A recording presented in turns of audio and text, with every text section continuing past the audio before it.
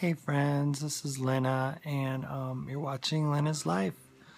And well, I'm on the ground again, on the on the bed, lying down, and just thinking. I get a lot of time to think these days, and one of the biggest reasons I get a lot of time to think is because I don't have a car to drive anymore. Although there's cool things to see out here, I don't really go anywhere. So all my wonderful cheery posts of all these things that I was doing before, I don't do them anymore. I'm recovering from a broken neck. What can I say? And I'm grateful to be where I'm at because I guess I needed to slow down, I suppose, because I was moving pretty quickly. I'd be like, hey everybody, I'm on the rollerblade trail here, or hey, I'm at Macy's again, hey, I'm trying this on, or hey, I'm at this event or that event. And life just isn't like that for me anymore. It's slowed down to a crawl. I don't live in a city of over millions of people. I live in a city of 10,000. So sorry for kind of slowing down. I mean, I didn't expect to fall off a mountain. It just happened, I guess. So we try to deal with these things as best as we can and move forward as best as we can. But the reality is that these are life-changing events, and, with life-changing events comes epiphany moments, things that you realize that you didn't before because you were so caught up. I was so caught up in my own self and my own pursuit of my journey as a transgender female. Up until recently, I wanted to have SRS and everything. It was something that I, was a goal. I mean, I remember talking to my therapist and, saying, hey, this is definitely the goal. I'd love to do it. But, I'm thinking differently these days. There's certain things that after you get into a death-defying experience, as I did with my car, it makes you think, makes you really think about what's important and what's not, and I mean, the pursuit that we go through as trans women to get what we want to get to and get to the place that we want to get to, it seems like it's all about the pursuit and everything else is like off in the back burner somewhere. And I'm just trying to tell people that if the pursuit is the journey and is the destination, then that is the wrong destination to have. Because once you get there, once you get to this place where you are a woman and you get to feel that you have arrived, then what? Then what? Most of us just disappear if we're able to be beautiful enough to go into stealth mode.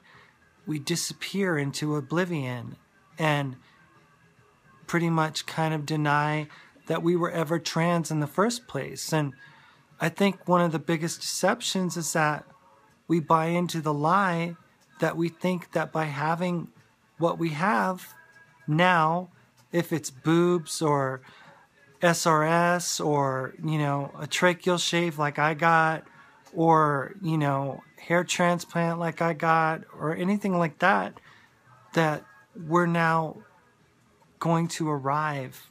But where's the destination? Where are you arriving to?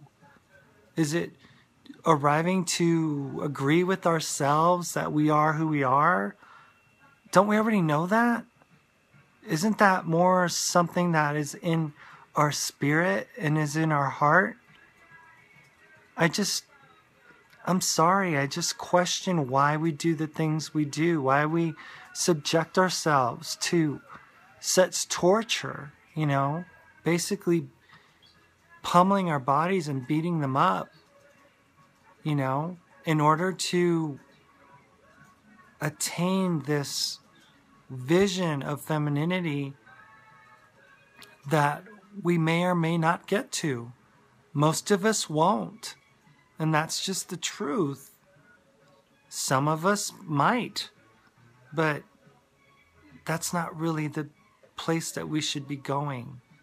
We should be more concerned about our spirit and about what this means in reality to who we are as people. And, you know, that's just the things that I'm dealing with, you know? I mean, I thought, you know, going to Macy's was like the best thing, you know? I'm seeing my body change, and I'm looking at myself and how I'm becoming more and more this or that. And it's all a big facade, you know? I mean, it's all a big, like, cover-up show.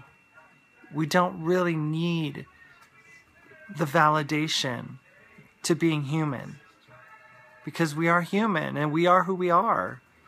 And I just wanted to encourage us to be content with the people that we are. Not to become something else, but to just be happy in your own skin.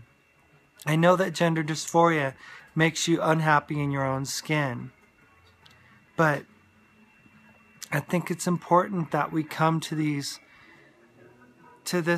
understanding that we don't need all these outside alterations in order to be happy with ourselves. And we don't need all those things in order to be us. We're beautiful people.